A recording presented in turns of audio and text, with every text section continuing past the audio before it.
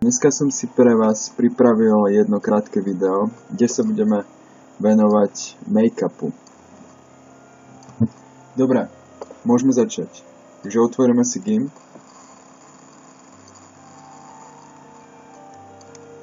Mám trochu staršiu verziu, ale som zvyknutý.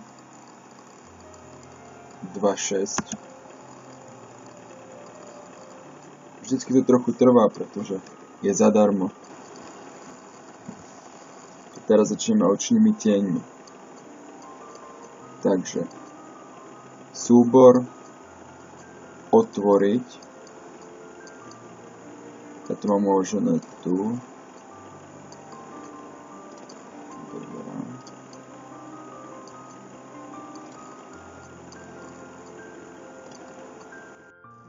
Dobre, takže môžeme začať. Otvoril som si obrázok a môžeme ho začať upravovať.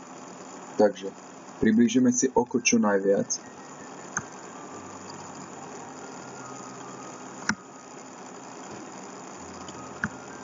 Čo najviac. Dobre, to bude stačiť. A plus keď začíname nový krok, tak si musíme otvoriť aj vrstvu. Vrstva. Nová vrstva. Nazveme ju očné tiene. Pretože teraz ideme robiť očné tiene. Takže očné tiene. Klikneme. Vybereme si štetec. Vybereme si farbu štetca. Som navrhoval takúto. A to je na vás, ktorú si vyberete. Teraz potvrdíme OK. Dobre. Teraz si môžeme prekliknúť sem a vybrať si veľkosť štetca. Navrhujem takýto. Sme tu mali rýchlejšie. Ja to budem robiť rýchlo a vy trochu lepšie, svedomitejšie, ak to chcete mať presnejšie. To je iba v rámci videa. Takže takto. Dobre.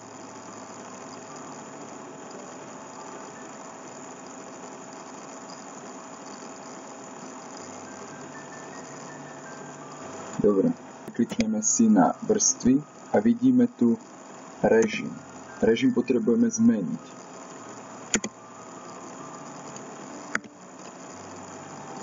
Takže zmeníme na prekrytie, aby bol ten tieň prirodzenejší.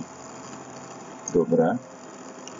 Stále nie je až taký prirodzený, tak musíme kliknúť na filtre, rozostrenie a Gaussovo rozostrenie. Tam dáme na cca 20. Dobre. OK. No, a už to vyzerá prirodzenejšie.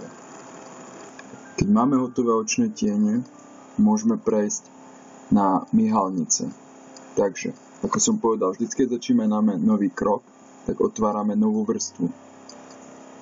Takže vrstva, nová, nazveme ju myhalnice. OK. A teraz preklikneme na myhalnice, otvoríme, stále si necháme štetec kliknutý, ale vybereme myhalnice. Tie myhalnice nie sú v GIMPe, ale môžete si ich stiahnuť na linku, ktorý vám pridám k videu do komentárov. Ja som si ich už vopred pripravil, aby sme si nezdržiavali. Tu nás si musíme zmeniť farbu na čiernu, trochu veľká, nastavíme si to na cca 14. Dobre, veľkosť si nastavíme na 0,14. Tu na scale.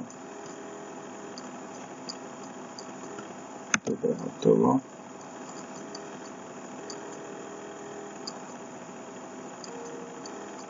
Dobre.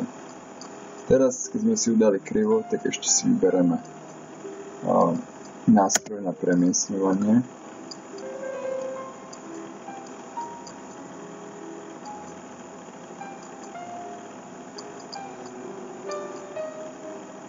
Môžeme sa pozrieť, ako to vyzerá celé. Oddelením CTRL a koliesko dozadu. No, vyzerá to trochu neprirodzene, tá myhalnica. Tak môžeme spraviť to, že klikneme na vrstvy, na vrstvu myhalnice, keďže sme si ju označili, máme v tom prehľad. A môžeme si nadstaviť krytie. Krytie je teraz na 100 na maximum, preto vyzerá tak, ako vyzerá, tak trochu neprirodzene. A môžeme skúsiť to trochu stiahnuť. Takže.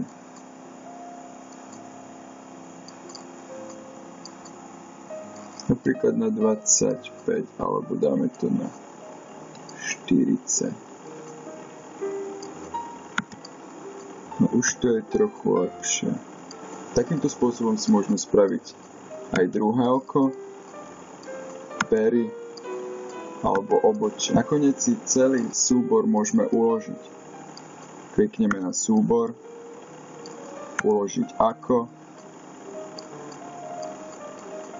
A tu nás si vybereme, máme tu automaticky JPG, ale kebyže sme nechceli, tak to môžeme exportovať alebo uložiť aj do GIF-ka, napríklad do XCF, čo je gimpový súbor, alebo do JPG, ako teraz ukladáme. Dáme uložiť a export. Nadstavíme si kvalitu na 100 a uložiť. A to je všetko. Ďakujem za pozornosť.